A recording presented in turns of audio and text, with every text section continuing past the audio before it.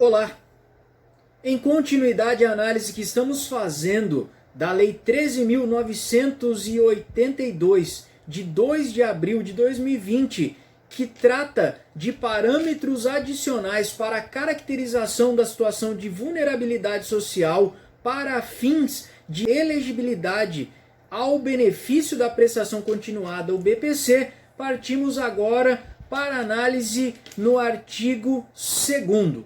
O auxílio emergencial que foi sancionado pelo governo federal, ele garante uma renda básica emergencial que pagará R$ 600 por mês ao longo de um trimestre para trabalhadores informais, autônomos e também aqueles que não possuem renda fixas, que tenham sido atingidos pelas medidas de isolamento social. No artigo 2º da lei, em comento Corona Voucher, a lei desse auxílio emergencial, nós temos a seguinte informação: durante o período de 3 meses, a contar da publicação dessa lei, será concedido o auxílio emergencial no valor de R$ 600 ao trabalhador que cumpra cumulativamente os seguintes requisitos. Atenção, aqui o trabalhador precisa cumprir cumulativamente, ou seja, ele precisa cumprir todos esses requisitos seguintes: ser maior de 18 anos de idade, não ter emprego formal ativo, não ser titular de benefício previdenciário ou assistencial, ou benefício do seguro-desemprego ou programa de transferência de renda federal, ressalvados nos termos do parágrafo 1º e parágrafo 2º, o Bolsa Família, cuja renda mensal per capita seja de até meio salário mínimo, ou a renda familiar mensal seja de até 3 salários mínimos, que no ano de 2018 não tenha recebido rendimentos tributáveis acima de R$ 28.559,70 e que exerça na condição de microempreendedor individual, contribuinte individual do regime geral da Previdência Social e que contribua na forma do caput do inciso 1 do parágrafo 2º do artigo 21 da Lei 8.212 de 1991, que é a Lei de Custeio da Previdência Social. No caso, o percentual é de 11% para o segurado contribuinte individual, ressalvado o disposto no inciso 2, que trabalhe por conta própria, sem relação de trabalho com empresa ou equiparado, e do segurado facultativo, observados dispostos na linha B do inciso 2 deste parágrafo.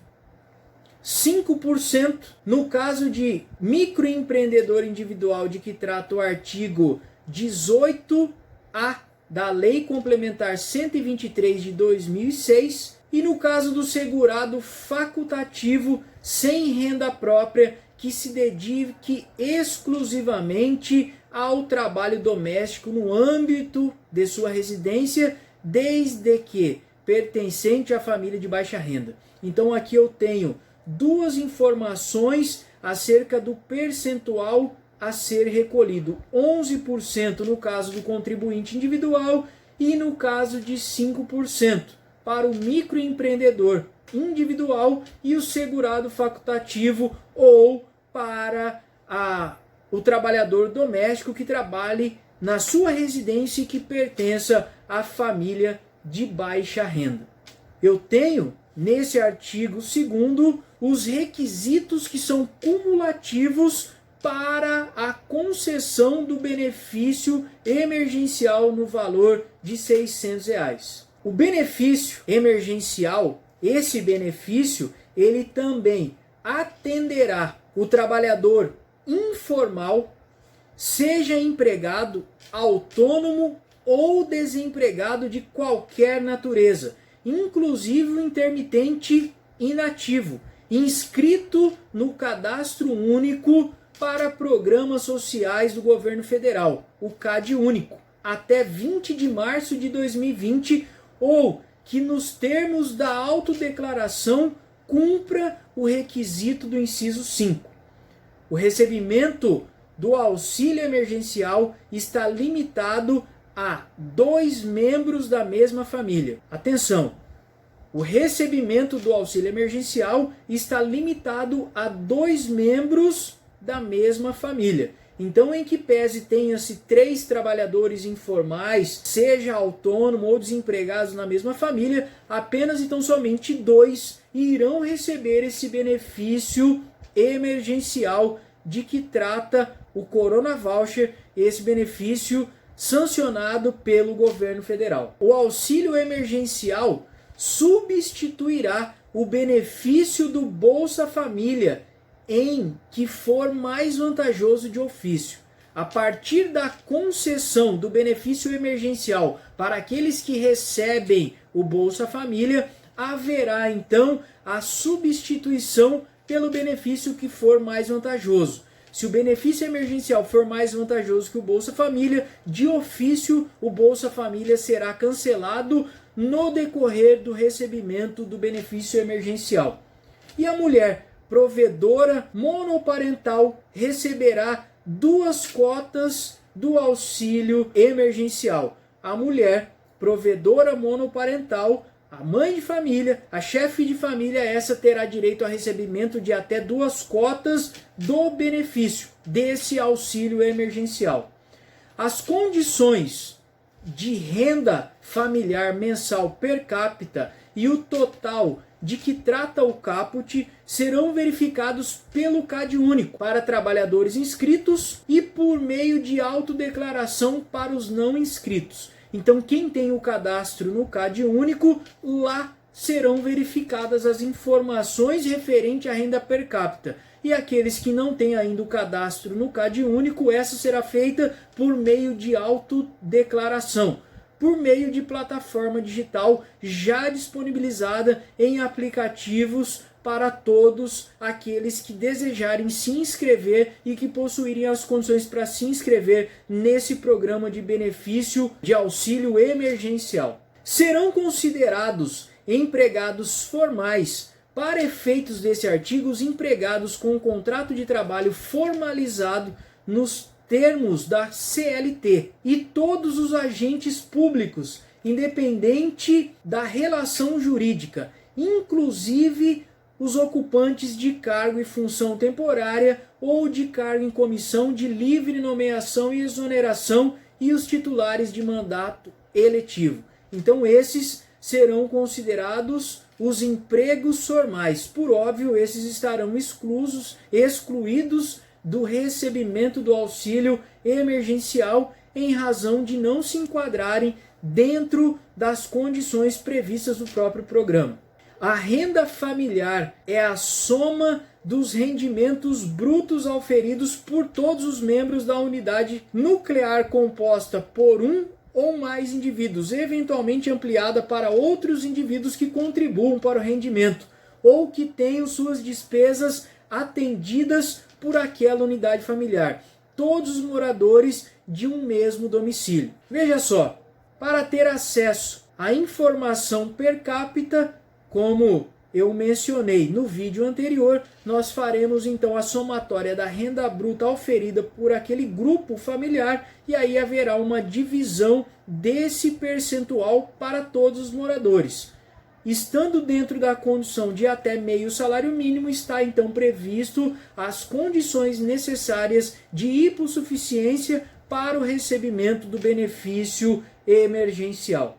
Não serão incluídos no cálculo dessa renda familiar mensal, para efeitos desse artigo, os rendimentos percebidos de programas de transferência de renda previstas na Lei 10.836 de janeiro de 2004, que é a lei que criou o benefício do Bolsa Família e deu outras providências em seu critério e seu regulamento. Parágrafo 8º. A renda familiar per capita é a razão entre a renda familiar mensal e o total de indivíduos na família. A renda per capita é a razão entre a renda familiar mensal e o total de indivíduos na família. Por óbvio, nós temos então a somatória dessa renda e a divisão entre todos os indivíduos desta mesma família. O auxílio emergencial será operacionalizado e pago em 3 prestações mensais por instituições financeiras públicas federais, que ficam autorizadas a realizar o seu pagamento por meio de conta do tipo poupança social digital, de abertura automática em nome dos beneficiários, a qual possuirá as seguintes características. Então, essa conta poupança social digital, que será criada por meio das instituições públicas financeiras que realizarão o pagamento do crédito aos beneficiários, deverão atender às seguintes características: dispensa de apresentação de documentos, isenção de cobrança de tarifas de manutenção, observados a regulamentação específica estabelecida pelo Conselho Monetário Nacional, ao menos uma transferência eletrônica de valores ao mês, sem custo, para a conta bancária mantida em qualquer instituição financeira habilitada a operar pelo Banco Central do Brasil e não passível de emissão de cartão físico, cheques ou ordem de pagamento para sua movimentação. Então, ficará a cargo da instituição financeira atender às características mencionadas nesse parágrafo 9 para a manutenção dessa conta tipo poupança social digital, conforme previsto no auxílio emergencial. Parágrafo 11. Os órgãos federais disponibilizarão as informações necessárias à verificação dos requisitos para a concessão do auxílio emergencial, constante na base de dados que sejam detentores. Os órgãos federais disponibilizarão, então, informações necessárias à verificação dos requisitos essenciais para a concessão desse benefício emergencial. Parágrafo 12º. O Poder Executivo regulamentará o auxílio emergencial de que trata esse artigo.